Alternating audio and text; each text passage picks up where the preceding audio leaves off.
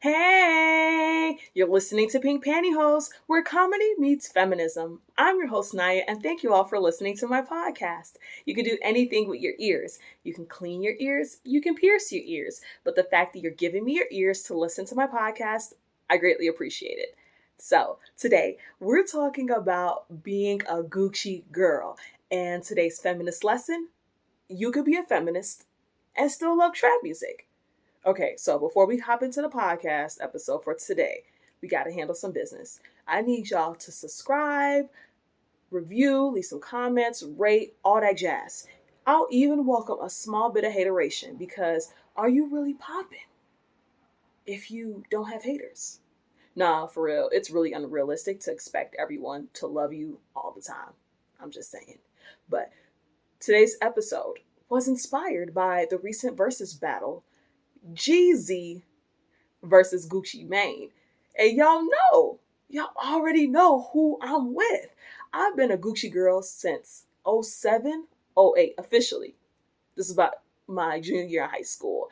And I remember when Gucci first came out, or my first memory of Gucci, I'll say that. So back in the day when BET was big on music videos, and at 1 a.m. when they played the hood, the trap music, the more street music, right before 2 a.m., where they had BET Uncut with a little intro of the stripper on the pole, and then they'll play the sexually explicit music, and then in between the Girls Gone Wild commercials. I'm just saying.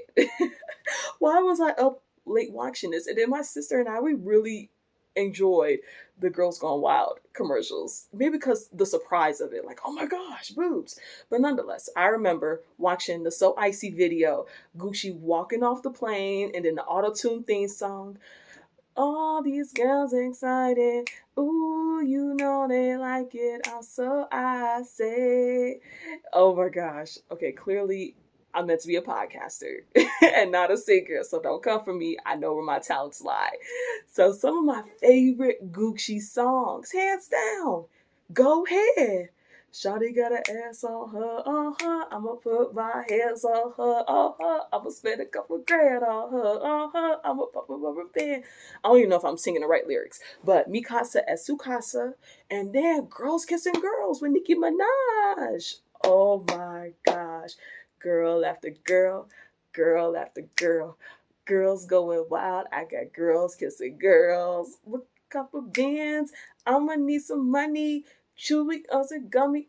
Juicy Uzi runny. Listen, Gucci Mane. I got what you need. Something in Tanika and Tanisha got the weed. Girls everywhere. Gooch, go and get the camera. White girls too. Julie, Amy, Amber. Can I squeeze your boob? Can I see your boob? Something, something, something. Cruising altitude, altitude. Dude, Minaj is the name. It's me, Gucci, and tag team. WrestleMania a bang. I'm stupid. I'm stupid. Can you teach me how to read? Mommy, get the fashion. Where's the money? Where's the weed? Ah, girl. Okay. I had to roll down memory lane. And then some of my other favorite Gucci songs. Of course, his legendary, most iconic song, Freaky Girl, Hello, and specifically the remix with Nicki Minaj. I miss them being together, but growth, you gotta go in different ways. And then photo shoot, of course, like them really like Emma, I've been on the camera, man. Photo shoot got Homecoming cracking every single year. And then colors, all white Charger colors. Colors.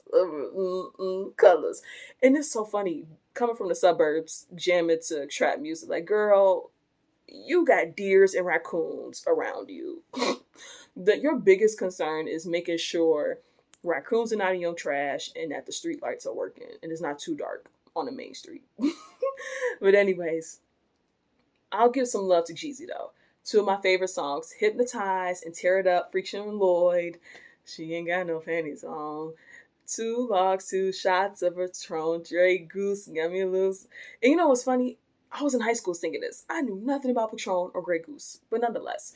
And then back in the day in high school, when you would transfer music through Bluetooth, y'all remember back in the day we used to have ringtones? So before Bluetooth and music was a thing, you would record your ringtones on the radio. And I've learned through experimenting that car radio has the best sound quality. And then if you didn't have a car, didn't have access to a car at the time, then you would record it on the radio in your crib, and then you had to tell everyone to shush, and then the timing had to be perfect. And then if you messed up the first round with the chorus, then you had to hurry up and like reset it and wait for the next time. It was a lot of pressure being a millennial and being a 90s baby. I'm just saying. But let's bring back ringtones though. Side note, can someone make that a thing again? Because I used to have the ringtones for my calls, the ringtones for my texts, and then the ringtones for my alarm. Like nowadays, all you hear is the generic iPhone ringtone, and then people have their phone on vibrate. I'm guilty of that too. So someone please bring back ringtones. Okay, but anyways, back to Gucci. So I remember being on a bus stop in high school, 11th grade, with my neighbor from up the street. And we're talking about hip hop, and this boy named Marcus, he was in ninth grade, 2 years younger than us. He was like, y'all know he calling y'all bitches, why y'all listen to this music? And it was more of like, hey, just so you know, FYI, to put on your radar. He wasn't being like pro black sister, because he was listening to it too. And me and her were like, he's not talking about us. No, sis, Naya, he is talking about you. And there's no denying, there's no disputing, there's no arguing. Hip hop and rap music is full of misogyny, sexism, exploitation of women, degrading objectification of women's bodies, toxic masculinity, and of course, homophobia. But I'll forever be a Gucci girl. Near and dear to my heart. And not only that, I just love hip hop and trap music. And in this episode, I'm going to break down why you can't get mad at black women or black feminists for enjoying trap music. So, the first reason being intersectionality. For those of you who don't know, intersectionality is a mixture of social identities, meaning that you're not just one type of person with one type of experience. All of your social identities, whether it be race, class, gender, sexual orientation, whatever, all of those combined create a unique world view and unique experiences in your life. So I'm not just a woman. I'm black. I'm Christian. I come from a low income background. I'm able bodied. I am heterosexual. I'm cisgender. I'm American. And my experiences as a black cisgender heterosexual woman will differ from a white woman who's gay, who I said it like that because I didn't know if I was going to say lesbian or gay, but a white woman who's gay, live in the suburbs, upper middle class, who's atheist. Our worldviews are going to be different. So keeping that in mind, yes, I'm a woman, I'm a feminist, but I grew up black. And a big part of black culture is hip hop. It's rap. Not only did I listen to it, but my family members listened to it. And before I got my feminist lens, that was in my 20s, my late teens. I've been black all my life. And I also used hip hop to connect with my older nephew cousin. I got one of those rare families, y'all. I'm the aunt, but I got two nephews older than me. And I would try to impress the older one, who was an aspiring rapper. He really loved hip hop. So I would listen to music, make sure I knew the lyrics, knew about the rappers, watch 106 in Park, yada, yada, yada. So I could impress him, try to have conversations with him. Stupid.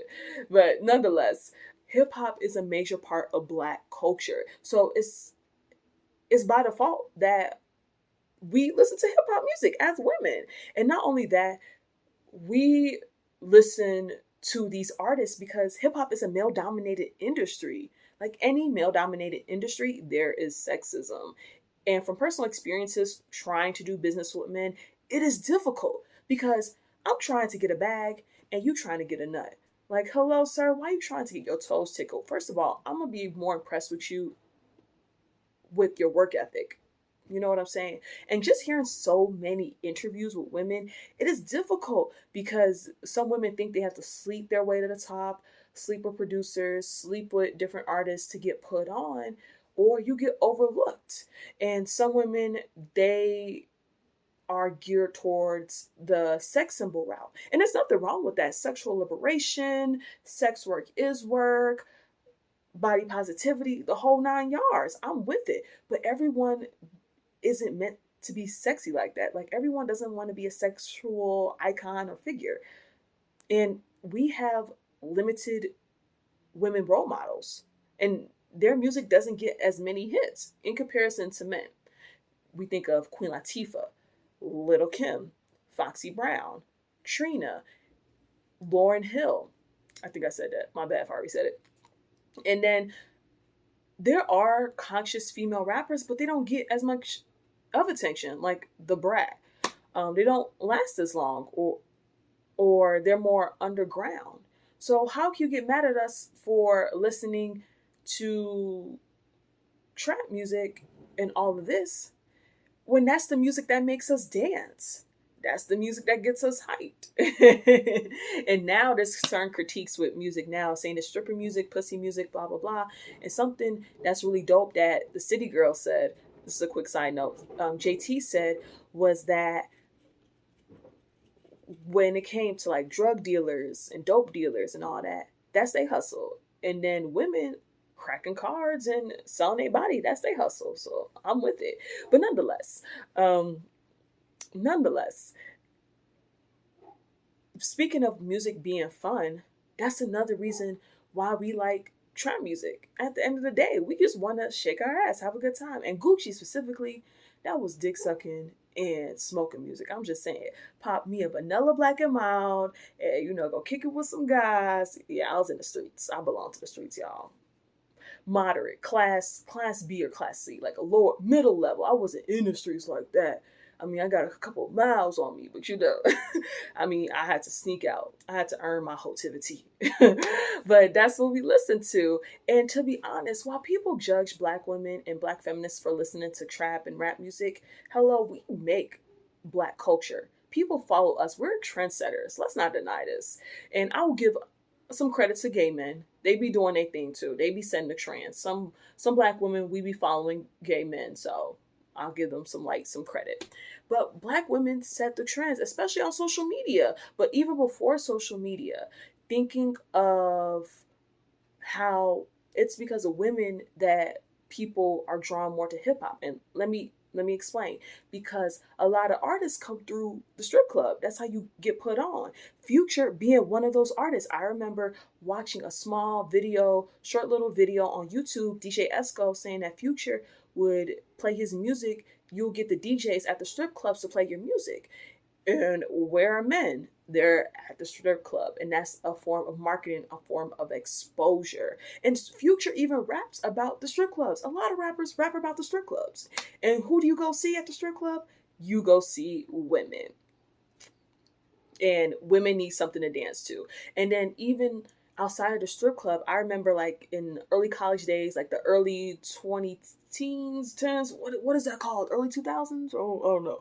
But but Miss Twerksome, a lot of women, well, I'll say at least Miss Twerksome, I don't know how many other women, but you would send them your music so you could dance to it. That was a form of marketing. And then outside of that, like the traditional video model, video vixen, having a casting call, men knew that men want to see other women. And I remember arguing with someone on Twitter. I was like, ain't nobody trying to go listen to this whack rapper. We're here to see the beautiful models, especially the ones that could dance in the videos. Yes, like Gucci. Nobody's trying to look at you looking like a hood mosquito with your big stunner shades on. So while people are critiquing Black women and Black feminists for loving trap music, we're integrated into the culture. Like we're brought into it. So it's not that we want trap music. We want hip hop. Hip hop wants us. I'm just saying. And oftentimes we're the topic of conversations. Hello. Don't come for us. We didn't send for you. And with that in mind, here's my last point with all of this. Don't judge women, specifically Black women, because they always try to come for us, y'all. Don't judge us for listening to this music. Let's judge the men writing, producing, making beats for this music. And not only that, the men promoting the music, because men be in the studio with their homies. Men be promoting their homies and their music. You ever like elbow him, like, you could talk about something else. You don't got a love life. Why don't you rap about your kids? Because that's what sells. People want to hear things in relation to women. So let's change the focus and stop putting the blame and the judgment on Black women and feminists. Yes, we could definitely have these conversations. Let's look at it through a feminist lens, because also us as Black women being trendsetters, we consume it and we promote it. But it's not entirely on us. We got to work together as a Black community if we have concerns about the sexism within hip hop. Like, don't just come at us. We're trying to fight our fight, but we need men to step up, because at the end of the day, men take men seriously. Men take men seriously. Versus listening to women, because when they listen to us talk, it's like, oh, we're complaining, blah, blah, blah, we're nagging.